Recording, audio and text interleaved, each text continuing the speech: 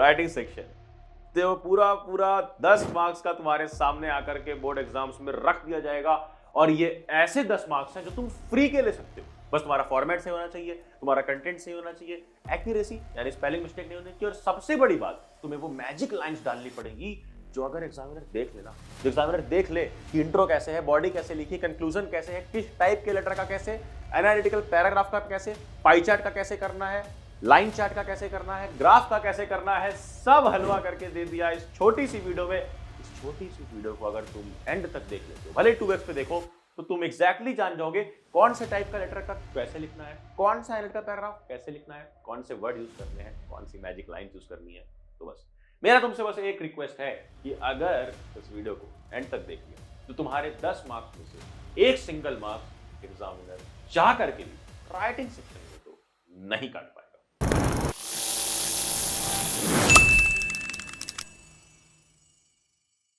क्या हाल पढ़ ले गैंग, अक्षय भैया is back and back to save you all. सबसे पहले बता दूं कि राइटिंग स्किल्स 10 मार्क्स का है, लेकिन लेटर 5 मार्क्स का है सिर्फ। अब इस 5 मार्क्स में भैया ये बता दो कि मार्क्स कहां कटेंगे। सबसे इंपॉर्टेंट चीज, सीबीएसई मार्क्स कहां काटेगी। सबसे पहले फॉर्मेट गलत हुआ तो 1 मार्क्स, कंटेंट में कुछ गलती हुई 2 मार्क्स कट जाएंगे, ऑर्गेनाइजेशन ऑफ आइडियाज के 1 मार्क्स है, एक्यूरेसी के 1 मार्क्स, यानी स्पेलिंग, पंक्चुएशन और ग्रामर के 1 ही मार्क्स कटेंगे। गंदी से गंदी ग्रामर लिख के आओ, अगर स्पेलिंग मिस्टेक्स भी 2-4 करके आओ तो सिर्फ 1 ही मार्क्स सीबीएसई काट सकता है। डरना नहीं है, और डरोगे बिल्कुल भी नहीं, क्योंकि हम देखेंगे सबसे पहले टॉपर आंसर शीट कि भाई टॉपर ने क्या लिखा था। इससे ना मैं सिर्फ तुम्हें फॉर्मेट बताऊंगा, हर एक फॉर्मल लेटर का एक ही फॉर्मेट है। फिर चारों फॉर्मल लेटर्स की मैजिक लाइंस देखेंगे। सबसे पहले फॉर्मेट याद करने के लिए सेंड डेट रिसीव सब्जेक्ट। क्या बोला? सीबीएसई वाले क्या करते हैं तुम्हारे साथ, वो ना तुम्हें एक डेट सेंड कर देते हैं और उस डेट पर एक पर्टिकुलर सब्जेक्ट का तुमसे बोलते हैं एग्जाम होगा। यानी मैं तो डेट सेंड करूंगा और तुमसे सब्जेक्ट रिसीव करूंगा, किसी एक सब्जेक्ट का एग्जाम लूंगा। बस उसी से याद कर लो, सिंपल सी trick. Send date, date send करते हैं और रिसीव करते हैं हमसे किसी भी सब्जेक्ट का एग्जाम। यानी sender's address, date, receiver's address और फिर सब्जेक्ट। क्या बोला? Send date receive subject.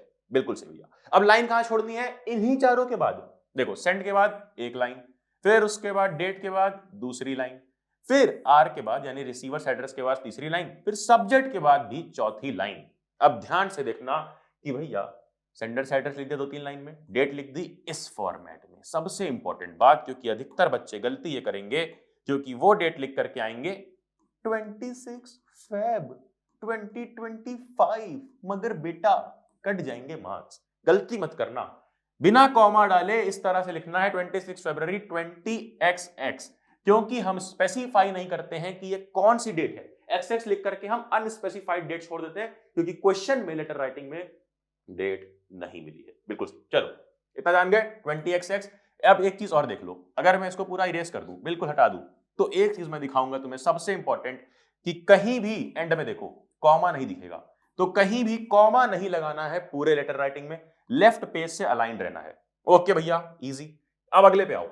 जब भी कुछ लिखोगे, तुम्हें अगर यहां पर पैराग्राफ चेंज भी करना है तो लेफ्ट पेज से अलाइन रह करके करना है। पैराग्राफ चेंज तो अगली लाइन लेफ्ट से ही स्टिक करनी है। ओके भैया, यहां पर बिल्कुल भी लाइंस पर फोकस मत करो कि क्या लिखना है, कैसे लिखना है, क्योंकि वो हम देखेंगे लेटर बाय लेटर। सबसे पहला टाइप, लेटर टू एडिटर। कई सारे न्यूज़पेपर होते हैं, मैगजीन्स होती हैं। जैसे तुम्हारे एरिया में कोई न्यूज़पेपर फेमस होगा, पूरे इंडिया में टाइम्स ऑफ इंडिया, हिंदू, उस तरह से नव भारत टाइम्स, और दिन रात जागते रहते हैं कई सारे न्यूज़पेपर। जैसे अपना पोपटलाल वाला न्यूज़पेपर, और मेरे यहाँ पर इलाहाबाद में आता है नॉटी इलाहाबाद नाम का न्यूज़पेपर। तो ऐसे कई सारे न्यूज़पेपर हैं। अब इनके एडिटर को अगर लिखना है कोई भी चीज की तरफ जागरूकता फैलाने के लिए, क्या है subject? Evoking awareness towards solar energy. इस सोलर एनर्जी की तरफ जागरूकता फैलानी है, तो आप न्यूज़पेपर में इसके बारे में छाप दो, जो मैं लिख करके दे रहा हूं, जिससे सब लोग न्यूज़पेपर पढ़ेंगे और सारे लोग यस सोलर एनर्जी पर शिफ्ट हो जाएंगे। अब आओ देखते हैं कैसे लिखना है। ऊपर वही sender's address, date, receiver's address और फिर ये सब्जेक्ट SDRS, तीनों के चारों के बाद एक लाइन, एक लाइन, 2 लाइन, 3 लाइन, 4 लाइन। फिर देना है सैल्यूटेशन, सर या फिर मैडम करके, और फिर एक 5वीं लाइन छोड़ करके स्टार्ट कर देंगे हम। ठीक है? अब ये 5वीं लाइन ऑप्शनल है, छोड़ भी सकते हो, नहीं भी, बट ये 4 लाइन इंपॉर्टेंट थी। स्टार्ट कैसे करना है? मैजिक लाइन है ये। इंट्रो में तुम्हें लिखना है सबसे इंपॉर्टेंट चीज एडिटर के लेटर में, through the columns of your esteemed newspaper, या अगर मैगजीन है तो मैगजीन। इसका मतलब होता है कि आप अपने कॉलम्स के थ्रू, यानी न्यूज़पेपर में अपने छोटा सा कॉलम दे दो हमें और हमारी बात को आगे पहुंचाओ। तो ये लाइन ऐड जरूर करनी है। इसके बाद I wish to urge the people to use and install solar panels and preserve electricity. मतलब इसके बाद तो जो भी लेटर में दिया है वो मैंने बेसिकली ये मैजिक लाइन तुम्हें दी। आगे क्या करना है ये देखो। बॉडी कंप्लीट करने के बाद होता है कंक्लूजन, सबसे इंपॉर्टेंट चीज। और यहां पे लिखना है I hope this would persuade the people to act towards a healthy and clean environment. मतलब ये मैजिक लाइन कितनी है? मैजिक लाइन सिर्फ इतनी है, ये I hope this would persuade the people, या फिर स्कूल, या फिर जो भी जिस भी चीज के प्रति तुम लिख रहे हो। परसुएट मतलब कि वो कन्विंस करेगा। अगर आप ऐसा लिख दोगे ना, छाप दोगे ना, तो ये बाकी लोगों को कन्विंस करेगा, मोटिवेट करेगा। आखिरी में एक लाइन यहां छोड़ करके योर सिंसियरली सुमित। समझ गए? सुमित में थोड़ा सा कट करके XYZ कर देना। अगर पेपर में नहीं दिया है नाम तो सुमित मत लिखना, अपना नाम मत लिखना, XYZ लिखना। ठीक है भैया, समझ गए। बट ये तो बताओ, ये तो पहला लेटर है, कंप्लेन लेटर कैसे लिखनी है? कंप्लेन मेरी बहुत आती है, स्कूल से आती है। अब लेटर के फॉर्मेट में आएगी ना तो इस तरह से आएगी, देखना ध्यान से। देखो फॉर्मेट तो हमने सीख लिया। सेंडर्स एड्रेस एक लाइन छोड़ी, डेट एक लाइन छोड़ी, रिसीवर एड्रेस एक लाइन छोड़ी, फिर सब्जेक्ट आ गया, फिर एक लाइन छोड़ी और सर। अब इसके बाद लाइन मत छोड़ना, सर के बाद डायरेक्टली स्टार्ट कर देना, बस पैराग्राफ चेंज करके। मैजिक लाइन सही है, this is to bring to your notice that. इतनी सी लाइन नोट कर लो ग्राफ पेज पे। जब भी कंप्लेन लेटर आएगा ये लिखना है कि मैं आपके नोटिस में कुछ लाना चाहता हूं, कि आप नोट करो, कुछ फोकस करो किस चीज पे। This is to bring you, this to bring to you notice that our residential society के आगे जो भी तुम्हारा दिया हुआ है, यानी जो भी तुम्हारा सब्जेक्ट है उसके अकॉर्डिंग, कि इवेंट मैनेजमेंट कंपनी के वर्कर्स के लिए कंप्लेन करनी है। बस कंप्लेन कर दो, कुछ भी लिख दो अपने से बना करके। लेटर में लिखना होता है अगर क्वेश्चन में पर्टिकुलर इन्फॉर्मेशन नहीं दी है कि यार उन्होंने काम टाइम पे नहीं किया और आपने तो मुझे बोला था कि अच्छी सर्विसेज मिलेंगी, but I was really disappointed. ये डिसअपॉइंटेड वर्ड सिर्फ तुम्हारी जिंदगी में तुम्हारे माँ बाप तुमसे नहीं बोल रहे हैं, ये डिसअपॉइंटेड वर्ड तुम्हें अपने कंप्लेन लेटर में भर देना है। दिखाता हूं, देखो ये रही बॉडी। स्टार्ट ही बॉडी इस तरह से करना है, इंट्रो है पहले, फिर बॉडी है, फिर कंक्लूजन आता है आखिरी में। तो ये बॉडी स्टार्ट करनी है विद ग्रेट डिसअपॉइंटमेंट, क्योंकि कंप्लेन लेटर तुम खुश होकर के तो लिखोगे नहीं, तुम तभी लिखोगे जब डिसअपॉइंटमेंट हो। तो with great disappointment I would like to inform you that the material used for dash dash dash. पूरी कंप्लेन अपनी लिखी और आखिरी में कंक्लूजन कैसे देना है भैया ये बता दो।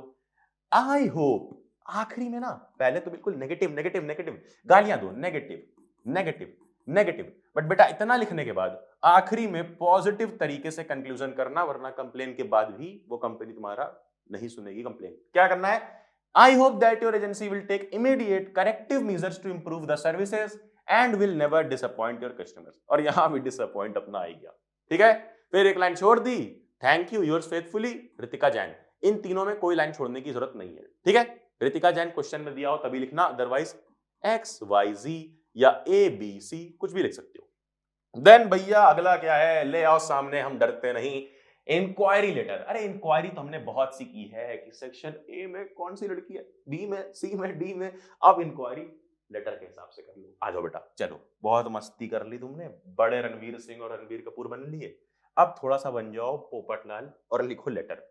सबसे पहले भाई सेंडर्स एड्रेस लाइन छोड़ी, डेट लाइन छोड़ी, रिसीवर्स एड्रेस लाइन छोड़ी। देखो ये देखो ये देखो, पूरा रिसीवर एड्रेस इतना है तो उसके बाद लाइन छोड़ी, फिर सब्जेक्ट डाल दिया, जो सब्जेक्ट तुम्हारा दिया रहेगा अपने क्वेश्चन पेपर में।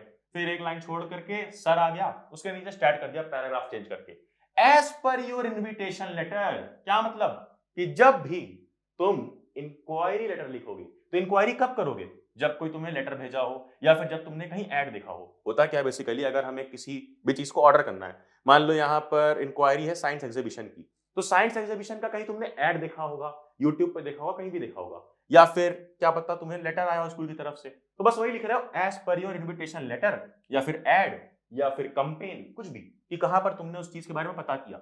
अब जब तुम थोड़ा सा पता करोगे, थोड़ी सी इंफॉर्मेशन पता चली, अब ज्यादा इंफॉर्मेशन पता करनी है तो इंक्वायरी लेटर लिख दिया। इस लाइन से स्टार्ट करना कि तुम्हें इंफॉर्मेशन क्या क्या चाहिए। Kindly provide me with the following details. अब डिटेल्स तुम्हें लिखनी है इस तरह से, जिसको हम बोलते हैं बुलेट पॉइंट्स। बुलेट पॉइंट्स का इस्तेमाल करते हुए इंक्वायरी लेटर में हमें पूरा लिखना है कि क्या क्या चाहिए, टाइमिंग क्या है, नंबर क्या है, types of model, number of team, दुनिया भर की चीजें भर दो। लगभग ये कितना लिखना है, मिनिमम 5 लिखना, मिनिमम 5 तो डिटेल्स लिखनी है। फिर इसको एंड करना है ऐसे, आई शैल बी हाईली अप्रिशिएटेड, कि मुझे बहुत ही अच्छा लगेगा अगर आप ये सारी डिटेल्स दे देते हो। If the details are provided to the earliest, at the earliest मतलब ये लाइन ऐड कर लो, एट द अर्लीस्ट, इस तरह से कंक्लूजन करना है। क्या मतलब होता है एट द अर्लीस्ट का, कि जल्द से जल्द ये सारी डिटेल्स दे दो। फिर लाइन छोड़ी, योर्स ट्रूली देवांश, और नीचे साइंस टीचर। अगर ये पोस्ट दी हुई है पेपर में, क्वेश्चन में, तो ही डालना, और देवांश भी क्वेश्चन में दिया होगा। चलो आगे आ जाओ, last but not the least, order letter. यार ये तो भाई आना ही चाहिए। जस्ट इमेजिन कि अमेज़न ना होता, फ्लिपकार्ट ना होता, ब्लिंकिट ना होता, क्या करते? लेटर भेज के कुछ ऑर्डर करते ना। अब किस तरह से करते ये देख लो। देखो सबसे पहले ऑर्डर क्या है? फिटनेस इक्विपमेंट्स का।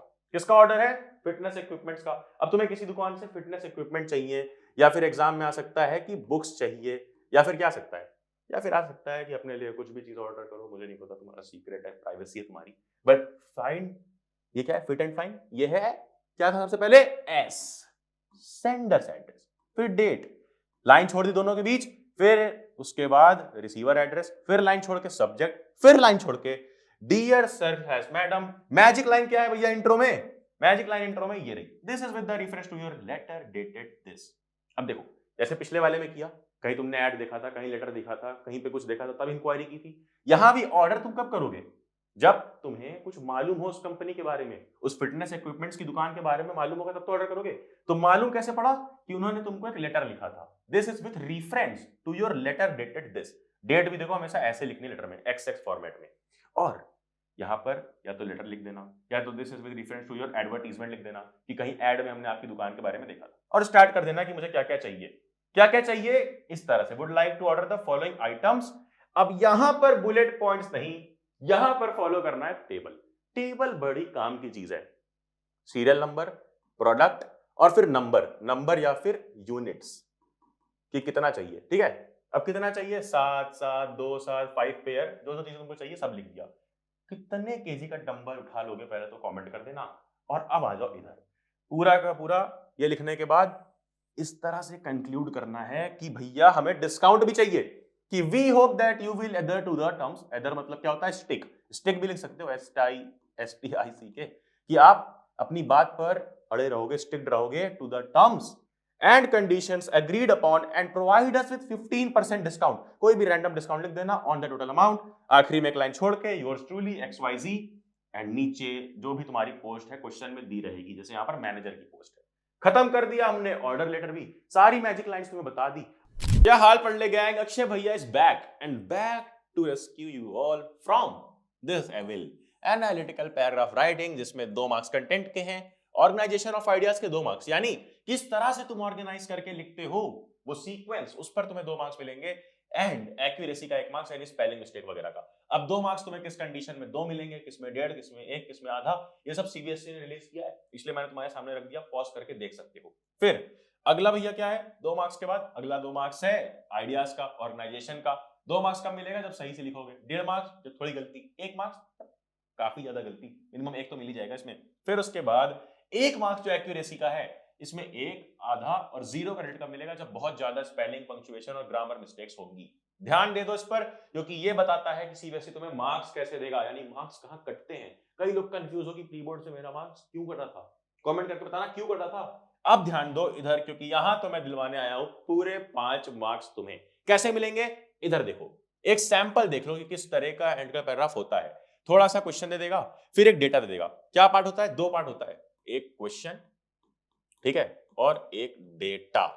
इसी डेटा के ही बेसिस पर, ये जो डेटा है ये बॉक्स में, इस डेटा के बेसिस पर तुम्हें अपना पैराग्राफ लिखना होता है। ये स्वॉट एनालिसिस वाला है, यानी गुरमीत कौर एक एस्पायरिंग कैंडिडेट हैं जो कि एक इंजीनियरिंग कॉलेज में जाना चाहती हैं। वो उनके बारे में जो इंपॉर्टेंट चीजें ध्यान से पढ़ना क्वेश्चन में, कि वो एक नियर बाय विलेज से है, मिनिमम टेक्नोलॉजी स्किल्स उनको आती है, यानी पीडीएफ बनाने नहीं आता है, कैनवा पे थंबनेल बनाने नहीं आता है, मिनिमम टेक्नोलॉजी स्किल्स है, एक्सपोजर भी कम है। बट एक चीज है कि उनके पास रिक्वायर्ड कट ऑफ परसेंटेज है, जो मार्क्स चाहिए ना वो है, and is looking for a complete और पार्शियल स्कॉलरशिप, स्कॉलरशिप की तलाश में है। और एक चीज क्या है, इंपॉर्टेंट बात यह है कि हमें ये स्वॉट एनालिसिस देखना है, उनका स्वॉट एनालिसिस की स्ट्रेंथ क्या क्या है? Strong curriculum, quality faculty, vibrant activity clubs, green location, close proximity to residential area. Weakness क्या है? Lack of diversity, students behaviour problem, ये सारी चीजें। और अपॉर्चुनिटीज क्या है कि किस जगह पर अच्छा कर सकती हैं। थ्रेट क्या है कि कहां पर अच्छा परफॉर्मेंस नहीं दे सकती हैं, क्या गलतियां हो सकती है। इसके बेसिस पर हमें लिखना होगा एक पैराग्राफ। ये फुल्ली सॉल्व है। अब ध्यान से देखना, यहां पर दो दिख रहा है। पहला इन सपोर्ट ऑफ द डिसीजन, दूसरा अगेंस्ट द डिसीजन। क्या मतलब भैया कि यहां पर क्वेश्चन में बोला गया था कि बता दो कि उनको कॉलेज ज्वाइन करना चाहिए कि नहीं करना चाहिए। तो तुम लोग किसी एक को करना है, किसी एक को सपोर्ट करना है। या तो सपोर्ट में कर लो कि हाँ कॉलेज ज्वाइन करना चाहिए, एक पैराग्राफ लिख दिया, फुल मार्क्स। या तो अगेंस्ट में, दोनों में से कोई एक लिखना। ये दोनों सैंपल हो गए। अब ये सीबीएसई ने खुद लिख करके दिया है अपने सैंपल पेपर में, इसलिए मैंने दिखाया कि बेटा इस तरह से लिखना है। पैराग्राफ चेंज नहीं करना है एनालिटिकल पैराग्राफ में, क्योंकि उसका नाम ही एनालिटिकल पैराग्राफ है। एक पैराग्राफ में कोशिश करना आ जाए, ठीक है, कोशिश करना एक पैराग्राफ में आए। पैराग्राफ चेंज करना भी तो लाइंस मत छोड़ना। आगे देखते हैं कैसे। सबसे पहले बता दूं कि एनालिटिकल पैराग्राफ कभी टेबल में आएगा, कभी पाई चार्ट में आएगा, कभी बार ग्राफ में, कभी लाइन ग्राफ में, और सब हम देखेंगे ध्यान से। सबसे पहले टेबल पे देखते हैं। इस तरह का एक टेबल दे दिया जाएगा। क्वेश्चन क्या पढ़ो, the table below gives information about some of the world's most studied languages. किस बारे में? ध्यान से देखना, some of the world's most studied languages, इस बारे में इंफॉर्मेशन है।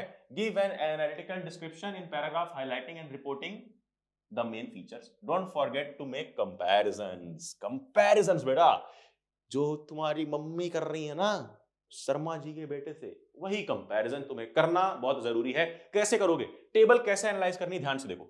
ये एक टेबल है हमारे पास। ओके भैया, क्या करना है इसमें? ध्यान से देखो, हाईएस्ट से लेकर लोवेस्ट तक पूरी वैल्यू जान लो। यानी हाईएस्ट क्या है? यहां पर लैंग्वेज है कई सारी, English, French, Chinese, Spanish, Italian, Japanese, Hindi. अब कितने लोग बोलते हैं, number of people learning the language, कितने लोग लर्न कर रहे हैं, सीख रहे हैं, वो लिखा हुआ है। कितने लोग नेटिव स्पीकर्स हैं और कितनी कंट्रीज बोलती हैं, वो लिखा हुआ है। बट हमें मेन कहां फोकस करना है? जो क्वेश्चन में दिया है, some of the world's most studied languages. Studied languages यानी कि जितने लोग पढ़ते हैं, यानी लर्निंग द लैंग्वेज। इस डेटा पर ज्यादा फोकस करना है। तो अब इसी डेटा के अकॉर्डिंग इस तरह से असेंडिंग ऑर्डर में लिख लो या डिसेंडिंग ऑर्डर में। असेंडिंग डिसेंडिंग मतलब कम से ज्यादा, ज्यादा से कम। मैंने डिसेंडिंग में लिख दिया है कि सबसे ज्यादा लोग इंग्लिश बोल रहे हैं 1.5 बिलियन, फिर चाइनीज, फिर हिंदी, फिर फ्रेंच, फिर स्पेनिश, फिर इटालियन, फिर जापानीज। ठीक है, इस तरह से सीक्वेंस में लिखने के बाद ये डेटा बेटा तो चलो यहां पर देख लोगे, बट सीक्वेंस में लिखने के बाद एक मार्क्स नहीं कट होगा। देखो ध्यान से, इस तरह का पूरा पैराग्राफ लिखना है। इस पूरे को एक पैराग्राफ में करके लिखना है। कैसे लिखना है बताऊंगा। अभी मैंने बांट बांट करके लिखा है तुम्हें समझाने के लिए, छोटा छोटा चंक्स में। देखो, सबसे पहला चंक होता है इंट्रो। क्या होता है? इंट्रो। कैसे स्टार्ट करना है? The given table illustrates. बेटा ये वर्ड ना टैटू करवा लो यहां पर, टैटू, क्योंकि एनालिटिकल पैराग्राफ में टेबल है तो टेबल, पाई चार्ट है तो पाई चार्ट, ग्राफ है तो ग्राफ, बट इलस्ट्रेट्स सेम रहेगा। इलस्ट्रेट्स लिख सकते हो, डिपिक्ट्स लिख सकते हो, शोज लिख सकते हो, रिप्रेजेंट लिख सकते हो। ये सारे कीवर्ड्स हैं, मैजिक लाइंस हैं, नोट कर लो। ओके भैया, सम रिवीलिंग फैक्ट्स, ये कुछ फैक्ट्स हैं about 7 most popular language in the world. अब बताओ पूरा क्या क्या है कि allows comparison, the table allows comparison between the number of people who study a language versus those speak it as a mother tongue. It also shows how many countries have speakers of both A and B. अब ध्यान ये देना है कि अगर हमारे पास comparison ready है, अगर हमें पता है कि इंग्लिश ज्यादा है, फिर उसके बाद चाइनीज है, फिर हिंदी है, हमने पहले से टेबल से निकाल लिया है, तो इजीली हम लिख सकते हैं। देखो, हमने निकाल लिया था इसलिए हमने स्टार्ट किया इस लाइन से, the dominance of English is quite evident. Is quite evident भी एक ऐसा टर्म है जो बार बार डालना आएगा, बार बार डालने को आएगा। The dominance of English is quite evident, 1.5 billion people are learning English all over the world. फिर चाइना का लिख दिया। सीक्वेंस देख रहे हो कैसे किया है? सीक्वेंस हमने टेबल के अकॉर्डिंग नहीं किया है। देखो ध्यान से देखना इधर, ये देखो, ये टेबल में क्या है, पहले इंग्लिश है फिर फ्रेंच है, लेकिन हमने इंग्लिश के बाद चाइना ला दिया। क्यों? क्योंकि हमें एनालाइज करना है, टेबल के अकॉर्डिंग नहीं चलना है। इसीलिए इसको बोलते हैं एनालिटिकल पैराग्राफ। एनालाइज किया डेटा, हाई से लो पे गए। देखो, ये देखो, हाई से लो पे आए। अरे भाई ये वाली स्लाइड पे आ जाओ। चाइना सबसे पहले कहां था अपना, ये देखो, सबसे पहले अपनी इंग्लिश की बात की गई, फिर चाइनीज की बात की गई, फिर हिंदी की बात की गई, and then French is the fourth popular language. अब फोर्थ कैसे पता चला? क्योंकि हमने हाई से लो में लिख लिया था। फिर भैया क्या है, फिर आखिरी में अपना आता है स्पेनिश, इटालियन एंड जापानीज। अब कीवर्ड्स मैं तुम्हें आगे बताता हूं, ध्यान से देखो कंक्लूजन का। Overall more people are learning English than all other languages combined together. यानी इस तरह से कंक्लूड कर देना है। और आखिरी में भी conclusion, English seems to be unbeatable as it is studied and learned in 101 countries. Conclusion इस तरह का देना है। कैसे देना है? हर टाइप के एनालिटिकल पैराग्राफ में आगे देखना ध्यान से, क्योंकि वो तो था सिर्फ टेबल। मान लो आ गया एक पाई चार्ट, ये अगर सीख लिया पाई चार्ट वाला तो तुम कुछ भी कर सकते हो। और बेटा लिखने के पहले तुरंत पेज पर कूद जाओ, लिखने लग जाओ, उसके पहले तुम्हें अपनी एनालिसिस कर लेनी है। ये क्या है? एनालिसिस। ये है एनालिसिस जिसके बेसिस पर हम लिखेंगे, क्योंकि इस पाई चार्ट के बेसिस पर लिखने जाओगे कंफ्यूज हो जाओगे। इस पाई चार्ट को एक्सट्रैक्ट कर लो, एक एनालिसिस बना लो जिसके बारे में हम लिखेंगे। क्या है? पहले क्वेश्चन पढ़ो। The given pie chart shows the popular international brands of shoes and their respective shares in high and shoe market in India in the year 2020। 2020 में कौन से जूते कितने बिके, वो सारा यहाँ पे लिखा है। कंपेयर वगैरह भी करना है, ऐसा हमें बोला गया है। अब मैं तो यार जूते के नाम पर स्कूल के शूज ही पहन रहा हूं अभी तक, लखानी के, वो व्हाइट वाले स्पोर्ट शूज। बट तुम क्या पहन रहे हो? ये सारे जो इंडिया के सबसे ज्यादा बिकने वाले शूज हैं। जैसे सबसे इंपॉर्टेंट, सबसे ज्यादा क्या बिका, इस पाई चार्ट को देखोगे, ऐसे ढूंढने जाओगे 1 2 3 4 5 6 7। एग्जाम में हर बार ऐसे लिख रहे हो, फिर पेज पलट रहे हो, ढूंढने जा रहे हो। इससे बेहतर है एक्सट्रैक्ट करके इधर लिख लिया गया। नाइक बिका है 20%, देखो नाइकी है अपना 20%, ठीक है, ओके भैया। फिर बाटा और एडिडास बराबर है 15%, प्यूमा है 12%, ली और वुडलैंड है 10%, अदर्स भी 10%, जैसे अपने गरीब ब्रांड्स, अरे अपने लखानी वगैरह, एंड देन फीला है 8%। अब ये भी नोटिस करोगे तो मैंने हाई से लो में लिखा है, क्योंकि ये बहुत इंपॉर्टेंट है। ये तो बड़ी बेसिक सी एनालिसिस है, लिख लिया। अब देखो लिखेंगे कैसे। स्टार्ट करेंगे हम इंट्रो से। इंट्रो कैसा? वही the given pie chart illustrates, ठीक है, the given pie chart illustrates, उसी तरह से करना है। The market share of high and popular international brands of the shoes in India in year 2020। बस इलस्ट्रेट्स तक याद रखो, क्योंकि उसके आगे का पार्ट क्वेश्चन से उठा करके लिखना है। The chart includes other brands which enjoy about 1/10 of market share in India। अब देखना ध्यान से, ये है सिर्फ इंट्रो, ये है बॉडी, फिर आ गया कंक्लूजन, लेकिन तुम्हें तीनों को एक में मिला के लिखना है। मैंने अलग अलग सिर्फ समझाया है, ध्यान दे दो इधर। सबसे पहले ओवरऑल व्यूज है, जनरल ट्रेंड क्या आ रहा है? The distribution of the market share of the famous international brand of shoes is quite clear on the expected lines। ये भी एक मैजिक लाइन है, इंट्रो में ऐड कर देना कि this is quite clear on the expected lines। क्यों clear है? क्या बताया गया कि नाइक, अब देखो डायरेक्ट अगर तुम लिखते ना तो ऐसे लिखते कि Nike is the leader, Nike is the leader या Nike is the leader, but तुम्हें क्या बोलना है? थोड़ा सा उसके बारे में ऐड करके। क्या ऐड करके? कि Nike the creator of innovative sport shoes leader enjoying 1/5 of total high and shoe market in India. थोड़ी सी तारीफ करी क्योंकि वो सबसे आगे है ना, 1/5। अब देखो 1/5 लिखें या 20%? 20% तो क्वेश्चन में दिया है, इसको मत लिखना। लिखोगे तो मार्क्स नहीं कटेगा, ऐसा नहीं कि मार्क्स कट जाएगा, कोई जरूरत नहीं है कि 20% या 1/5 से मार्क्स मैटर करता है, बट मैटर करता है वो इम्पैक्ट जो तुम एग्जामिनर पे छोड़ोगे। अगर 1/5 लिखोगे जो क्वेश्चन में नहीं दिया है तो ये सही लगेगा, लगेगा कि तुमने एनालाइज किया है, रीड किया है। 20% क्या होता है? 20/100, 1/5, तो वही लिख दिया है 1/5। आगे किसके किसके बीच कंपटीशन था बताओ? हमने पहले एनालाइज कर लिया था। किसके किसके बीच कंपटीशन था? बाटा और एडिडास 15 पे दोनों बराबर थे, फिर ली और वुडलैंड 10 पे दोनों बराबर थे, और कंपैरिजन करना है, ऐसा क्वेश्चन में लिखा है। तो there is tough competition between two equally popular international brands Adidas and Bata. अब ईच कैप्चर 15%, वो सब लिख दिया। फिर अगला, अगला क्या? वुडलैंड के बारे में कि Woodland has carved out a special fascination for the exclusive buyers of this particular brand, however it is stagnates। क्या मतलब? कीवर्ड है ये stagnates, यानी रुक जा रहा है। कितने पे रुक जा रहा है? 10% पे। 10% से ज्यादा नहीं खरीदा जा रहा है, बट इस 10% को चैलेंज कौन कर रहा है? Lee Cooper. कंपैरिजन जब हो तो क्या टर्म्स यूज करने हैं? Tough competition, constantly challenged by, ये सारे टर्म्स यूज करने हैं। एंड आखिरी में फिल अपना 8%। चलो अब जो भी अदर इंस्टीट्यूट्स थे, मतलब अदर ब्रांड्स थे, वो कितने थे? 10% शेयर। ठीक है भैया। कंक्लूजन में इस तरह की लाइंस ऐड करनी होगी। The popularity and acceptance of their 3 leading international brands of the shoes remain unchallenged in India. However, Nike remains the leader. Puma, Woodland, Lee Cooper, and Fila have their patrons and buyers in the market। patrons यानी देशभक्त, followers, fans। इस तरह से conclusion देना है कि जो भी चीज एनालिटिकल पैराग्राफ में थी हमारे। ठीक है भैया। अभी तो टेबल देख ली, पाई चार्ट देख लिया, बट एक चीज और बची रह गई है जो कि बड़ी इंपॉर्टेंट है, एक लाइन ग्राफ। इस तरह का एक ग्राफ आ जाएगा और पूछा जाएगा एनालिटिकल पैराग्राफ। ये ग्राफ दिखाता है estimated sales of gold in Dubai. Dubai में क्या क्या सेल हुआ गोल्ड का कब कब 2002 में देखो, जनवरी में 200 के आसपास, फिर फेब में उससे थोड़ा ज्यादा, मार्च में 350 के आसपास। इस तरह का तुम क्या कर सकते हो, अगर तुम्हें इजीनेस चाहिए तो एक टेबल बना ली, इससे एक टेबल बना ली। टेबल में क्या किया, इधर लिख लिया मंथ, इधर लिख लिया मंथ, और इधर लिख लिया सेल्स। सेल्स में लिख लो, जैसे कि मंथ क्या है, मार्च, मान लो अगर मार्च का लिखना है तो मार्च, और उधर मार्च में कितनी सेल हुई है 350, तो 350।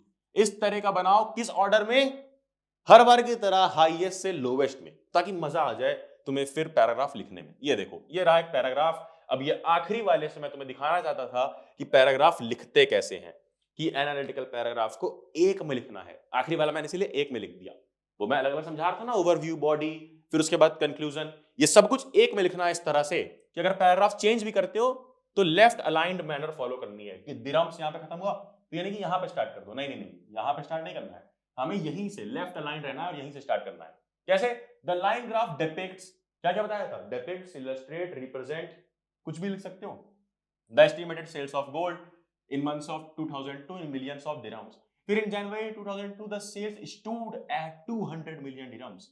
ये सब टर्म्स देखो, स्टूड एट, या फिर स्टैग्नेंट कब बोलते, जब कम रहती। फिर आगे जब देखो कीवर्ड ये रहेगा कि अनएक्सपेक्टेडली द सेल्स डबल्ड, अगर डबल हो रही है तो डबल लिख दिया अगस्त में।